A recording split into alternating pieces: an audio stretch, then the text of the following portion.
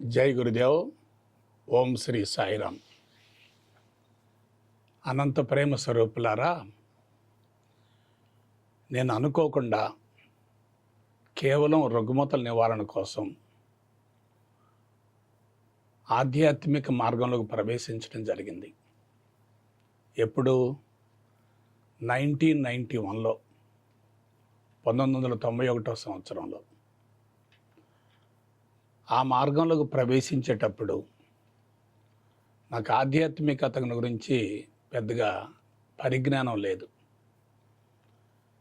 కేవలం మా తల్లిదండ్రుల ద్వారా నాకు సంక్రమించినటువంటి వంశపారంపర్య దీర్ఘకాలిక వ్యాధుల నివారణ కోసం మాత్రమే ఆ మార్గాన్ని ఆశ్రయించాను తప్ప దాని గురించి ఎటువంటి పరిచయం కూడా లేదు. ఆ మార్గంలోకి ప్రవేశించిన తర్వాత మార్గం పట్ల నాకు విశ్వాసం ఏర్పడి ఆ తదుపరి 93వ సంవత్సరంలో గురూజీగా శిక్షణ పొందటం,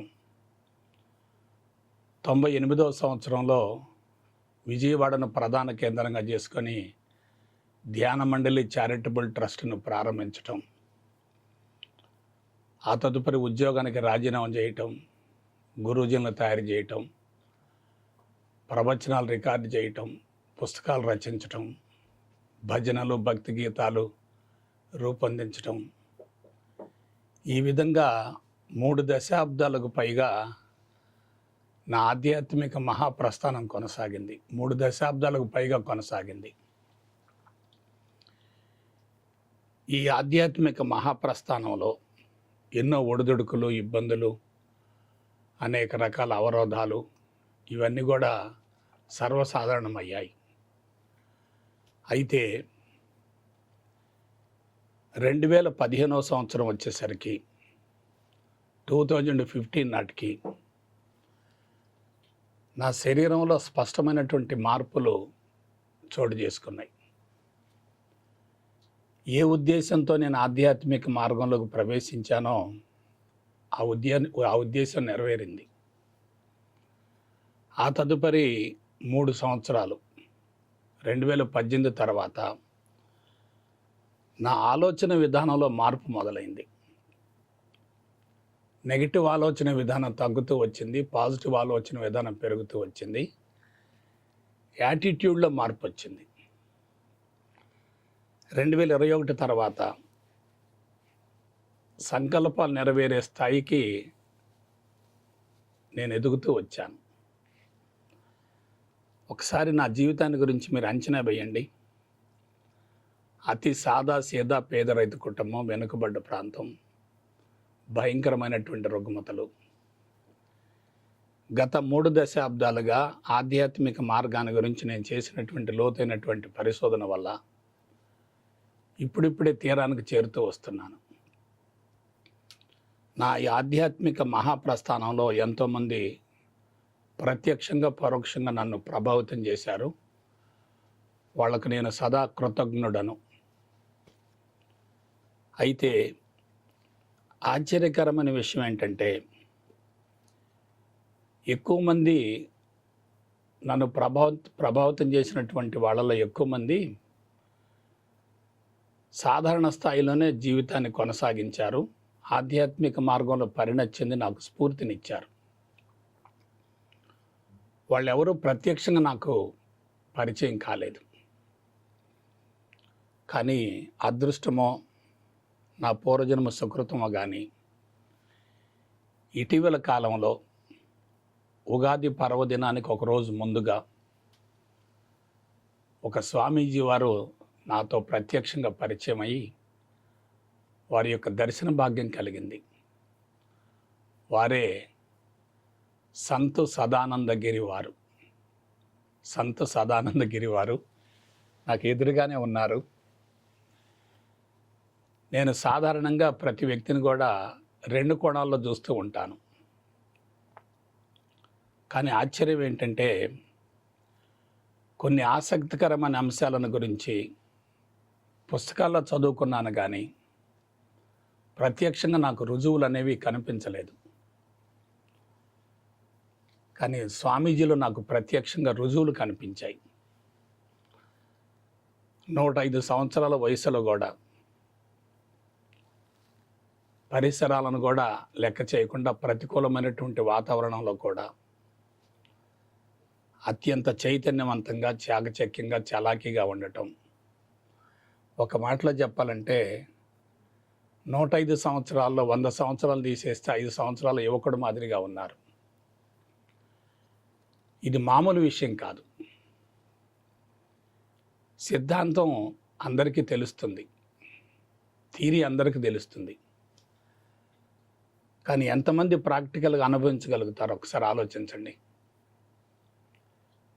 కొండంత పాండిత్యం కన్నా గోరంత ఆచరణ మిన్న అన్నారు. నా అదృష్టవశాత్తు నా పూర్వజన్మ సుకృతం వల్ల స్వామీజీ గారితో 3 రోజులు కలిసి జీవించే అవకాశం కలిగింది. సత్యసాయి ధ్యాన మండలి రజోత్సవ వేడుకల సందర్భంగా 3 రోజులు స్వామీజీతో నేను సహచర్యం చేశాను. అనేక విషయాలు నాకు అవగాహన అయ్యాయి. అందుకే ఎంతోమందికి నేను ఇంటర్వ్యూ ఇస్తూ ఉంటాను. కానీ గురుతుల్యుడు, పితృ సమానుడైనటువంటి స్వామీజీతోటే నేను ఇంటర్వ్యూ తీసుకొని వారి యొక్క ఆధ్యాత్మిక పరిచయాన్ని, ఆధ్యాత్మిక నేపథ్యాన్ని, ఆధ్యాత్మికత లోతులను, వారు సమాజాన్ని గురించి వారు పరితపించేటటువంటి విధానము, సనాతన సాంప్రదాయాన్ని గురించి వారికి ఉన్నటువంటి పరిచయాన్ని గురించి మీ అందరికీ తెలియజేయాలనే ఉద్దేశంతో ఈ నూతన కార్యక్రమానికి శ్రీకారం చుట్టాను. ఇప్పుడు స్వామీజీ గారి ద్వారా మనం కొన్ని ఆసక్తికరమైనటువంటి అంశాలను బహిర్గతం చేసుకుందాం. నమస్తే స్వామీజీ. స్వామి గారికి నమస్కారాలు. స్వామి, మీతో పరిచయం అనేది నా అదృష్టం, వరం, పూర్వజన్మ సుకృతం, అందులో ఎటువంటి సందేహం లేదు. మిమ్మల్ని కలవడం కూడా మాకు సేమ్. సామాన్యులు కాదు, అంత పెద్ద వ్యవస్థ నడుపుతున్నారు. అవును, ఇంతమందిని తీర్చిదిద్దుతున్నారు. అవునవును. మాకు సాధ్యం కాని పని. మేము ఒంటరి జీవులం, మీరు సమాజాన్ని పెట్టారు. ఒక రకంగా నేను మీతో కలిసి ఉన్నటువంటి ఆ 3 రోజులు కూడా ప్రత్యక్షంగా మిమ్మల్ని నేను అన్ని కోణాల నుంచి స్పృశించాను. మీ అంతరంగంతో నా అంతరంగం అనుసంధానమైంది, నా జన్మ తరించింది. వాసుదేవుడు. అయితే సమాజం కోసం ఆధ్యాత్మిక లోతులను వెలికితీసి లక్షలాది మందిని ప్రభావితం చేయటం కోసం మీరు నాకు ఈ అవకాశం ఇచ్చారు. అందుకు నేను సదా ధన్యుడను. అంత మాటలు తీసుకోండి. మీకు నేను అన్ని విధాల కృతజ్ఞతలు తెలియజేసుకుంటున్నాను. అయితే స్వామి, ఎవరైనా సరే 8 దశాబ్దాలు దాటిన తర్వాత శారీరకంగా బడలెక్కువగా ఉంటుంది, ముఖంలో కొంచెం ముసలితరపు ఛాయలు కనిపిస్తూ ఉంటాయి.